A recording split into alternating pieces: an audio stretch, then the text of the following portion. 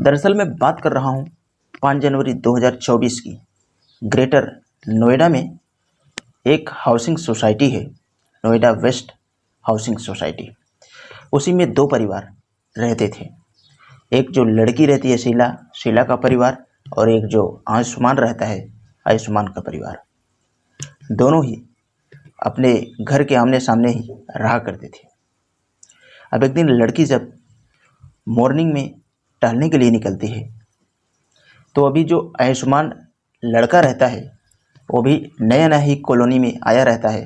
वो उस लड़की को देखता है जब, तो उसे देखता ही रहता है, उसके ऊपर फिदा हो जाता है। तो वह लड़की का पीछा करने लगता है और कॉलोनी के किस हाउस नंबर में गई है वो उसका जांच पड़ताल करने लगता है। और शीला को अपने ही पास के कॉलोनी में जब जाते हुए देखता है तो उसे बहुत ही खुशी मिलती है। अब उसकी खुशियों का ठिकाना ही नहीं था। कुछ दिनों के बाद फिर लड़का और लड़की उसी कॉलोनी में टहल रहे होते हैं। तभी लड़का मौका पाकर लड़की से बातचीत करने लगता है, यानी कि आयुष्मान और शीला से बात होने लगती है। पहली मुलाकात में तो थोड़ा नर्वस होते हैं, लेकिन फिर धीरे धीरे यह दूरियां एकदम नज़दीक हो जाती हैं और एक दूसरे को ये लोग नंबर अपना दे देते हैं। और नंबर लेके बताता है कि मैं एक सॉफ्टवेयर इंजीनियर हूँ और नोएडा में जॉब करता हूँ, तनख्वाह भी अच्छी खासी है, और उस लड़की से दोस्ती करना चाहता है। अब शीला भी उसको पसंद ही कर रही थी और वो एक दोनों से दोस्ती कर लेते हैं। दोस्ती होने के बाद में बातचीत इन लोगों की जारी रहती है। अब हर सुबह दोनों एक दूसरे के साथ ग्राउंड में टहलते और एक दूसरे के साथ घूमने के लिए कहीं दूर भी जाया करते थे। कुछ दिन का समय ऐसे ही गुजरता है। उसके बाद में एक दिन ये लोग बातचीत कर रहे थे। लड़का लड़की को बताता है कि उसके कमरे पे कोई है नहीं, और उसके कमरे पे आ जाए। अब जो कहानी का टर्निंग है वो यहीं से स्टार्ट होता है। यहाँ से ज़रा गौर से सुनना दोस्तों। अब लड़की इस कदर बेकरार हो जाती है कि शीला आयुष्मान के कमरे पे जा पहुँचती है। अब जब कमरे पर जाती है तो जो आयुष्मान रहता है वह लड़की के साथ बैठकर चाय वगैरह करता है। उसके बाद में जब दोनों एक दूसरे से रोमांटिक बातें करते हैं, बात करते करते दोनों एक दूसरे के आहोश में खो जाते हैं और लड़का लड़की का धीरे धीरे घिनौनी हरकत शुरू करते हैं, शारीरिक संबंध बना लेता है। अब जब ये सिलसिला एक दिन शुरू हो जाता है तो फिर ये थमने का नाम नहीं लेता है। अब ये रोज का हो चुका था, और जब कुछ समय बीतता है तो इसके घर वालों को भी मालूम चल जाता है। अब जो आयुष्मान रहता है वो अपने ऑफिस जाता है। जब ऑफिस जाता है तो वहाँ पे एक नई नवेली लड़की से इसका फिर से मुलाकात हो जाता है। जब उसका मुलाकात होता है तो इससे भी सुंदर दिखती है, जिसका नाम होता है मोनिका। वह बातचीत उससे शुरू करता है, उससे दोस्ती करने की कोशिश करता है। अब धीरे धीरे जो मोनिका रहती है वह भी आयुष्मान को पसंद करने लगती है। अब आयुष्मान उसका नंबर ले लेता है। आए दिनों अब उससे धीरे धीरे बात करना शुरू करता है। और इधर जो लड़की रहती है शीला से भी मोहब्बत जारी थी। एक लड़का दो लड़कियों से लव अफेयर जारी रखता है। अब दोनों को ये पता नहीं थी कि एक दूसरे के साथ भी इसका कनेक्शन चल रहा है। दोनों एक दूसरे से शादी करना चाहते थे, शीला और जो आयुष्मान रहता है। दोनों जल्दी ही कोर्ट मैरिज करना चाहते हैं, लेकिन इसी बीच जो बीच में दीवार बनकर एक नई लड़की आई थी, मोनिका। अब मोनिका को आयुष्मान प्यार तो करता है, लेकिन शादी नहीं करना चाहता है। शीला को समय कम देता है और उस लड़की पर ज़्यादा देने लगता है, मोनिका के साथ ज़्यादा मोहब्बत करता है। अब ऐसे ही समय गुजर रहा था। अब एक दिन यह बात शीला को जब पता चलती है तो वह सोचने और समझने पे मजबूर हो जाती है। अब इस बात को लेकर वह नाराज़ होती है और बहुत रोती है। वह आयुष्मान से पूछती है कि आप कौन सी लड़की है जो उसके साथ में बात करती हो? मेरे रहते हुए तुम किसी और लड़की के साथ मोहब्बत करोगे तो यह हमसे बर्दाश्त नहीं होगी। अब इसी बात पे जो आयुष्मान रहता है लड़की को हाथ पकड़ता है और ज़बरदस्ती अपने कमरे में लेके चला जाता है।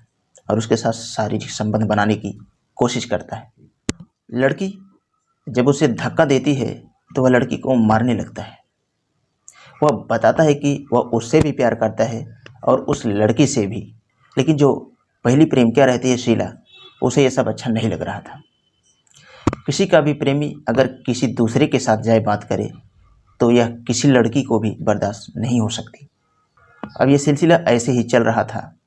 दोस्तों, यहाँ पे क्या होता है, एक दिन वो लड़की उसके रूम पे जाती है और बताती है कि तुम्हारे अंदर अब वो बात नहीं है, तुम पहले जैसा मोहब्बत अब हमसे नहीं करते हो, तुम मोनिका के चक्कर में पड़कर मुझे भूल चुके हो। एक काम करो, आज से तुम अपना रास्ता देख लो और मैं अपना देख लेती हूँ। लेकिन जो आयुष्मान रहता है इस बात को एक्सेप्ट करने के लिए तैयार नहीं रहता है। अब जैसे ही शीला यह बात कहती है तो आयुष्मान वहीं पे खड़े खड़े गुस्से में आके उसको एक चाटा खींच देता है। जैसे ही खींचता है तो लड़की कहती है कि आज तुम हमें थप्पड़ मार दिए, ये प्यार का क्या कद्र है। लड़का कहता है कि मैं ये प्यार बढ़ाने के लिए ही तुम्हें थप्पड़ मारा हूँ। लड़की कहती है कि तुम मोनिका को छोड़ दो अगर मुझसे मोहब्बत करते हो। आयुष्मान कहता है कि न तो मैं उसे छोड़ सकता ना तो तुम्हें। अब शीला यह बात बर्दाश्त नहीं कर पाती है। अब शीला वहाँ से गुस्से में लड़के के घर जाती है। दरअसल जो लड़का आयुष्मान रहता है उसका परिवार वहाँ से कुछ दूरी पर गाजियाबाद रोड पे रहा करता है। अब वह उनके घर जाती है, जाकर उनके बड़े भाई से पूरी शिकायत को बता देती है। जब यह बात पूरी घर वालों को बताती है तो उसके घर वाले भी सोचने और समझने पे मजबूर हो जाते हैं। भाई इस पर कहता है कि देखो, अगर यह बात तो किसी और से बताने की कोशिश की तो फिर ठीक नहीं होगा। मेरे पिताजी पुलिस में हैं, हम लोगों का कुछ नहीं होगा, लेकिन तुम्हारा बहुत कुछ हो जाएगा। अब लड़की वहाँ से रोते भी लगते उसके घर से अपने घर पे आती है और जाकर एक वीडियो शूट करती है। वीडियो बनाने के बाद उसमें वह रोते हुए बताती है कि उसका प्रेमी किसी और से मोहब्बत करता है और उसके साथ शारीरिक शोषण करता है। अब यह वीडियो को बनाकर सोशल मीडिया पे अपलोड करती है। उसके बाद में उसका भाई जो रहता है वो अपने भाई के पास फ़ोन करता है। वो कहता है कि तुम्हारी प्रेमिका आज हमारे पास आई थी और घर पे पूरा कोहराम मचाई थी। उसके बाद में सारी बात को माँ और बाप से सबसे बताई। मैंने उसको धमकाया, मैं बोला कि अगर और किसी से यह बात तूने बताने की कोशिश की तो फिर ठीक नहीं होगा। जैसे ही मैं इतनी बात पूरी बताया, फिर उसके बाद में वो रोते भी लगते घर पे चली जाती है। वैसे वह गुस्से में होता है और गुस्से में आने के बाद आयुष्मान उस लड़की के कमरे पे जाता है और जाकर लड़की का हाथ पकड़ता है और ज़बरदस्ती उसके घर में लेके जाता है। उसके साथ संबंध बनाने की कोशिश करता है तो वह मना करती है, लेकिन फिर भी यह दुष्कर्म का इंजाम दे देता है। जब ज़बरदस्ती संबंध बना लेता है तो फिर अपने जेब से मिर्च पाउडर निकालता है और उसके प्राइवेट पार्ट पे डाल देता है। अब उस लड़की का इतना बुरा हाल होता है, वह जाती है वॉशरूम में नहाती है, लेकिन फिर भी उसे जलन इतनी महसूस हो रही थी जो कि बर्दाश्त के बाहर था। अब उसके बर्दाश्त के बाहर जब हो चुका तो वो अपने माँ बाप को लेकर फौरन पास के ही एक थाना लगता है, विसरत कोतवाली थाना, वहाँ वह पहुँचती है। तो 5 जनवरी 2024 की ये बात थी। अपने पिता के साथ जब वहाँ पे जाती है और जाने के बाद में पूरी शिकायत को दर्ज करवाती है। जब पूरी शिकायत को दर्ज करवाती है तो वहाँ के जितने भी लोग थे वो लोग भी सोचने और समझने पे मजबूर हो जाते हैं, क्योंकि ऐसी शिकायत पहली बार वहाँ पे आई थी। लड़की पुलिस वालों को ये भी बताती है कि 5 तारीख की सुबह में वो लड़का आता है और उनके घर वालों को धमकी देता है और उस लड़की के साथ प्लानिंग के तहत जेब में मिर्च पाउडर को लाया था और संबंध बनाने के चक्कर में जब इसको लेके जाता है, ज़बरदस्ती संबंध बनाता है, उसके बाद में इसके प्राइवेट पार्ट में उस मिर्ची के पाउडर को फाड़ के डाल देता है। तो वह चिल्लाते हुए बाथरूम की तरफ जाती है। उसके बाद में हम इसको बाथरूम में जाके धोते हैं, लेकिन फिर भी हमारा हाल बेहाल हो गया था। फिर मैं अपने माँ बाप से यह शिकायत को बताई। उसके बाद में मेरे माँ बाप यहाँ पे शिकायत दर्ज करवाने के लिए लेके आए हैं। जैसे ही यह बात बताती है तो वो लोग भी सोचने और समझने पे मजबूर हो जाते हैं, क्योंकि ये शिकायत पुलिस स्टेशन पे अभी तक पहली बार आई थी।